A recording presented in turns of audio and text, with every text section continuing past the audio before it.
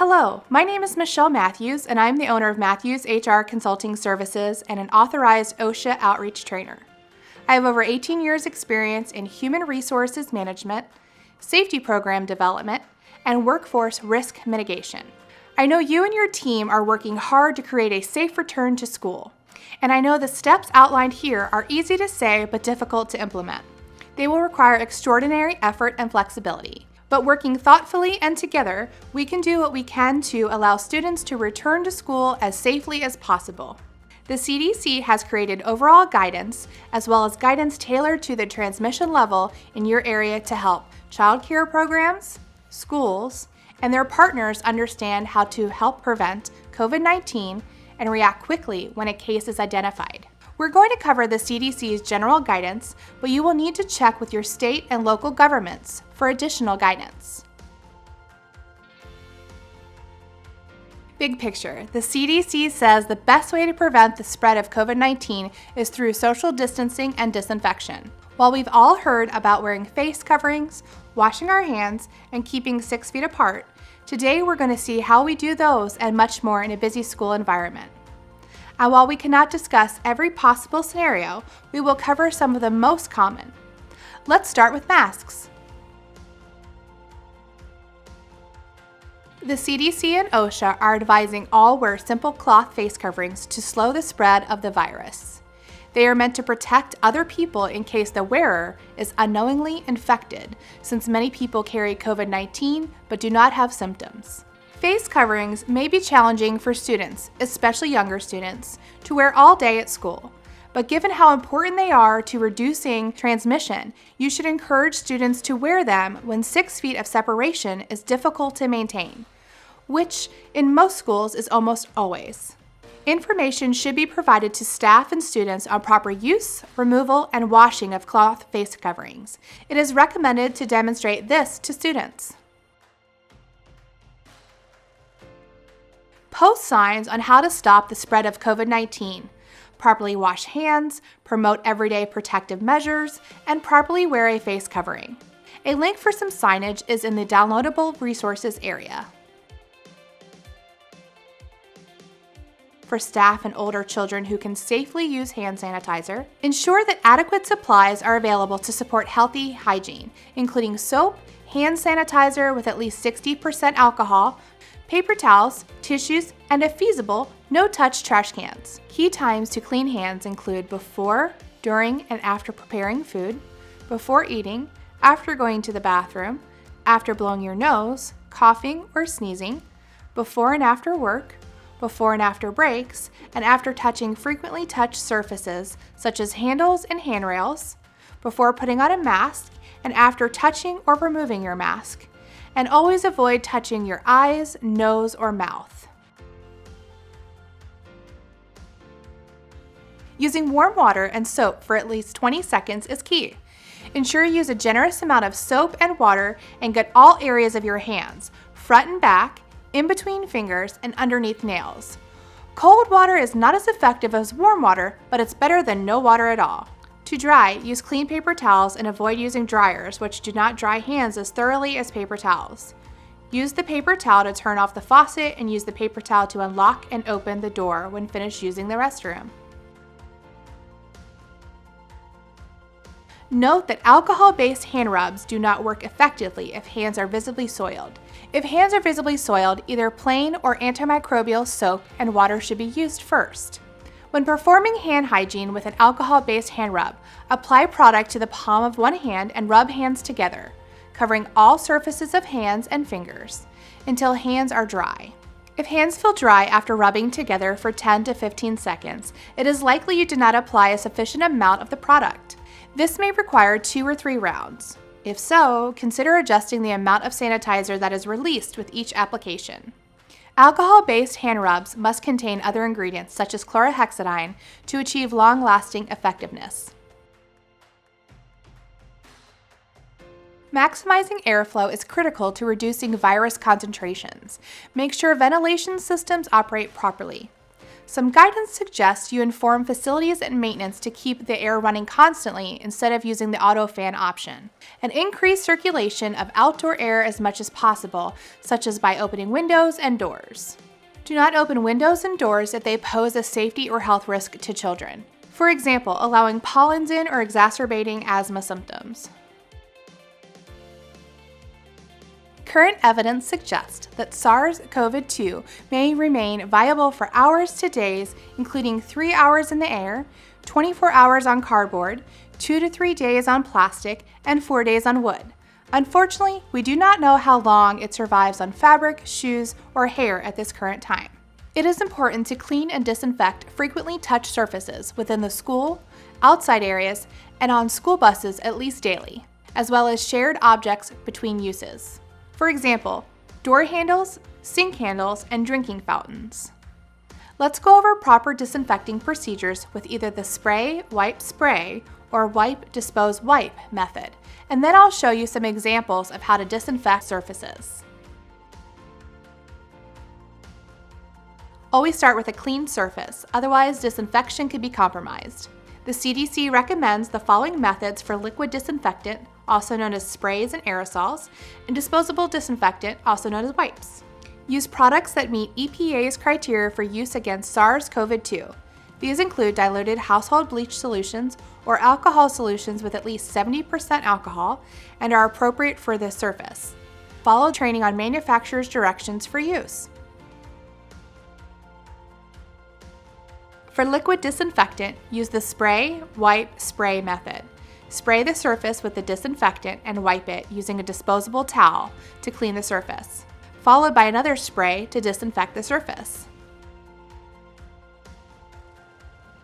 For disposable disinfectant, instead of the familiar circular pattern, use the wipe, discard, wipe method. Use one wipe to clean the surface, discard the wipe, and use a second wipe to disinfect the surface. Wipe in a straight line, then fold and wipe the rest.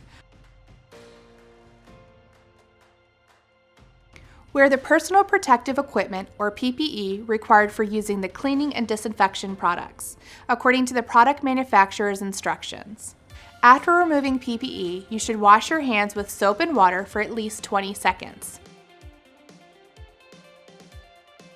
For disinfecting electronics, follow the manufacturer's instructions. If no manufacturer guidance is available, it is usually okay to disinfect touchscreens with wipes or spray containing at least 70% alcohol, but again, you should confirm independently. Be sure to dry surfaces thoroughly to avoid pooling of liquids and use the spray, wipe, spray method or the wipe, discard, wipe method we demonstrated earlier. Phone touchscreens can usually be cleaned using disinfectant wipes, but check with the maker of your phone first. Use a speakerphone when possible or headset touch-free devices to reduce the need to hold the device to your face. If used often, your device will require frequent disinfecting, but most need only be wiped down once or twice a day. For example, at your lunch break and the end of the day. And most aftermarket covers are wipeable.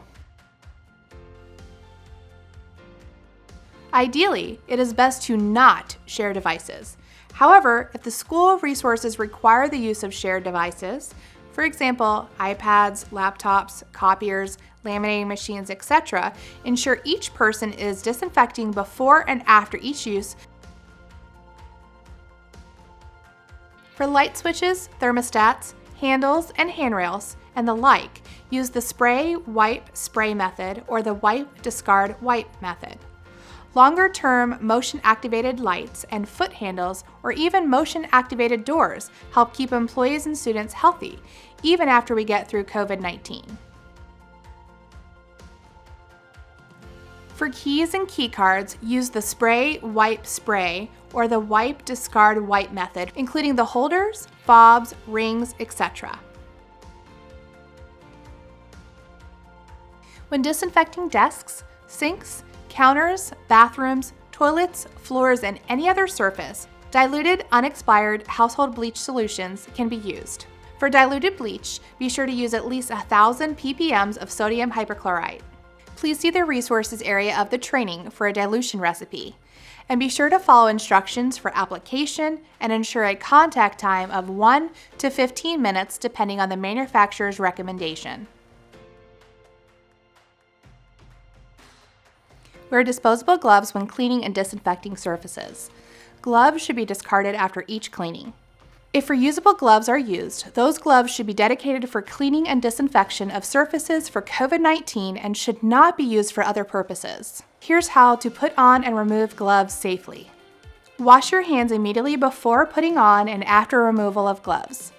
Gloves might have small holes or tears that are not noticeable and can increase the risk of contamination and exposure to microorganisms. For proper removal of gloves, grasp the outside of one glove at the wrist. Do not touch your bare skin. Peel the glove away from your body, pulling it inside out. Hold the glove you just removed in the gloved hand. Peel off the second glove by putting your fingers inside the glove at the top of your wrist. Turn the second glove inside out while pulling it away from your body, leaving the first glove inside the second. Dispose of the gloves safely. Do not reuse the gloves. Again, clean your hands with soap and water immediately after removing gloves. Budgets are always tight, but to the extent it's feasible, try to ensure adequate supplies to minimize the sharing of high-touch materials like art supplies, books, and electronic devices. Or if these must be shared, limit use to one group of children at a time and clean and disinfect between each group. If food is offered at any event, instruct parents, legal guardians, or food service staff to arrange pre-packaged boxes or bags for each attendee instead of a buffet or family-style meal. Avoid the sharing of utensils. If before, sharing was caring, now, not sharing is caring. Keep each child's belongings separated from others and in individually labeled containers, cubbies, or areas and taken home each day and cleaned. For social distancing, we are going to discuss federal guidance, but you should consult with your local authorities as well. The CDC has established 3 steps that schools take as they come out of lockdown. Think of step 1 as baby steps and step 3 as something that feels closer to normal. Step 1 and 2. When conditions allow, move your classes and physical education classes outside to increase air circulation and reduce opportunities for transmission. Consider instructing students to bring a towel, small blanket, or similar item to sit on. You will want student and staff groupings to be as static as possible by having the same group of children stay with the same staff. For younger children, that should be all day. And as much as possible for older children, restrict mixing between groups and cancel all field trips, intergroup events, and most extracurricular activities. You will need to limit gatherings to those that can maintain social distancing, support proper hand hygiene, restrict non-essential visitors, volunteers, and activities involving multiple groups at the same time, and restrict attendance of those from higher transmission areas that are still in the more restrictive step or phase 1. You will want to space seating and desks at least 6 feet apart. Turn desks to face in the same direction rather than facing each other, or have students sit on only one side of tables and spaced apart. Discipline and behavior are unique to each school and district, but you will want to devise a plan for corrective action before it comes up so that you aren't caught flat-footed when a student refuses to comply with, say, social distancing requirements. If anyone tests positive, work with school administrators, nurses, and other healthcare providers to identify an isolation room or area to separate anyone who exhibits COVID-like symptoms. Inform local health officials, staff, and families immediately of a possible case while maintaining confidentiality consistent with federal and state privacy laws. Inform anyone who is sick not to return until they have met CDC criteria to discontinue home isolation. If a person does not have symptoms, follow appropriate CDC guidance for home isolation. Inform those who have had close contact to a person diagnosed with COVID-19 to stay home and self-monitor for symptoms and to follow CDC guidance if symptoms develop. Close off areas used by a sick person and do not use before cleaning and disinfection. Wait 24 hours before you clean and disinfect. If it is not possible to wait 24 hours, wait as long as possible.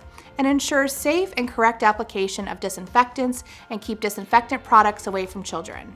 In the event a person diagnosed with COVID-19 is determined to have been in the building and poses a risk to the community, programs may consider closing the entire school for a short time, 1 to 2 days, for cleaning and disinfection. Thank you for joining me today. I know that is a lot of information, but by working thoughtfully, we can help keep everyone as healthy as possible during this difficult time. While these are general nationwide guidances as of the recording of this video in June 2020, please follow the most recent requirements from the federal, state, and local government. If you have any questions on items covered in this training or need additional assistance, please feel free to reach out to me at info@matthewshrconsulting.com. Thank you and stay healthy.